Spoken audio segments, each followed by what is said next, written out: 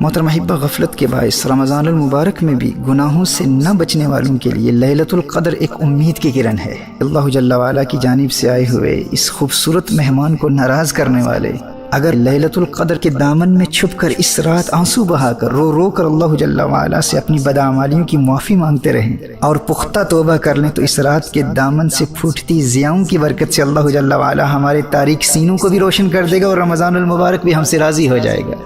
محترم احبہ، یہ رات آتی ہے، آ کر چلی جاتی ہے، یہ آئے گی اور آ کر چلی جائے گی، لیکن ایک وقت آئے گا جب یہ رات آئے گی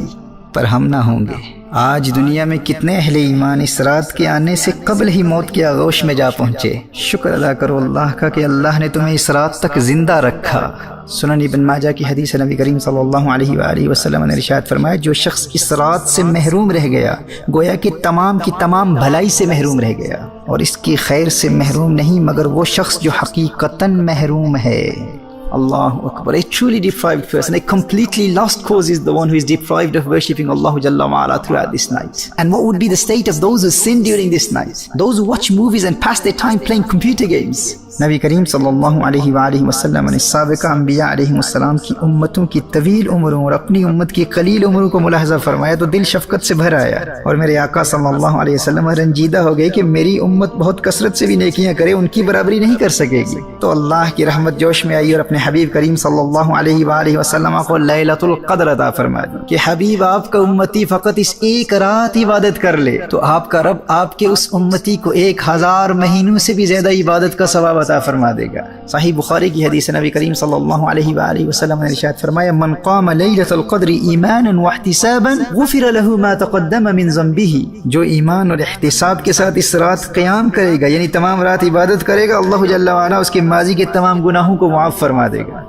امام قرطبی علیہ رحمہ نے سیدنا کعب الاحبار رضی اللہ تعالیٰ عنہ کے حوالے سے سورۃ القدر کا ایک شان نزول یہ بھی بیان کیا ہے کہ بنی اسرائیل کے ایک بادشاہ کے 1000 شہزادے تھے،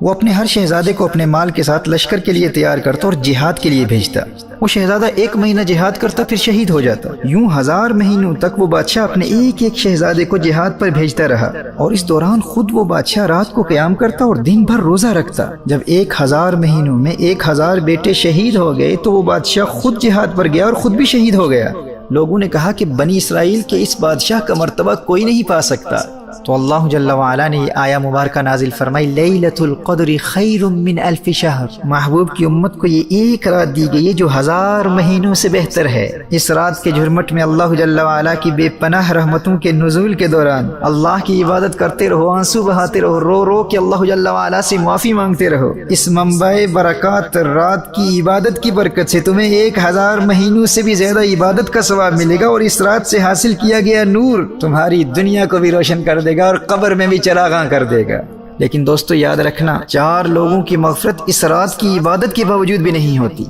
نمبر 1 عادی شرابی، نمبر 2 والدین کا نافرمان، نمبر 3 قاطع الرحم رشتہ داروں سے تعلقات توڑنے والا، نمبر 4 آپس میں بغض و کینہ رکھنے والا، آپس میں قطع تعلق کرنے والا۔ تو جن کے والدین ناراض ہیں سب سے پہلے والدین کے قدموں سے لپٹ کر ان سے معافی مانگو۔ اگر اس رات کا نور حاصل کرنا چاہتے اور مغفرت کے حقیقی طلبگار ہو تو والدین کو راضی کر لو، رشتہ داروں سے فوراً صلح کر لو، شراب سے فوراً توبہ کر لو، اور جن اہل ایمان سے ناراضگی ہے یا دل میں بغض و کینہ ہے ان تک فوراً پیغام صلح پہنچاؤ۔ تاخیری حربے اختیار مت کرو، مت کہو کہ آئندہ مستقبل میں پھر موقع ملا تو صلح کر لیں گے۔ کیا ضمانت ہے، کیا گارنٹی ہے ہمارے پاس کہ لیلۃ القدر ہمیں پھر ملے گی، رمضان المبارک ہمیں پھر نصیب ہوگا؟ یہ موقع قسمت والوں کو ملا کرتا ہے، جو اس رات کی برکات سے محروم رہا حدیث کی روشنی میں اس سے بڑا محروم کوئی شخص نہیں ہے، وہ حقیقتاً محروم ہے۔ صحیح بخاری کی ایک حدیث ہے، نبی کریم صلی اللہ علیہ وآلہ وسلم نے ارشاد فرمایا، لیلۃ القدر کو رمضان المبارک کے آخری 10 کی طاق راتوں میں تلاش کرو، اور صحیح بخاری کی دوسری حدیث میں ارشاد فرمایا کہ آخری 7 راتوں میں تلاش کرو۔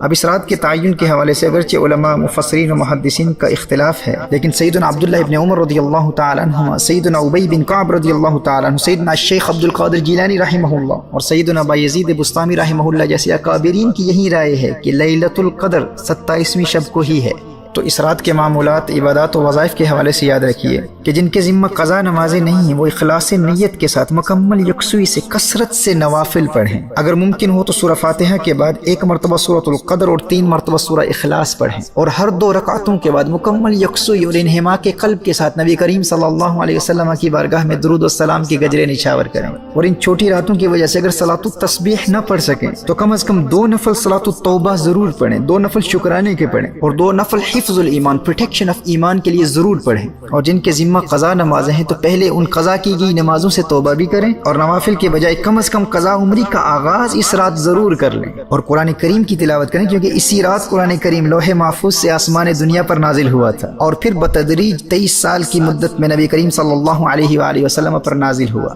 جامع ترمذی کی روایت ہے، حضرت سیدتنا عائشہ رضی اللہ تعالی عنہ عرض کرتی ہیں، یا رسول اللہ صلی اللہ علیہ وسلم، اگر مجھے شب قدر کا علم ہو جائے تو کیا پڑھوں؟ نبی کریم صلی اللہ علیہ وسلم نے ارشاد فرمایا، یوں دعا مانگو، اللہم انک عفو تحب العفو فاعف عنی،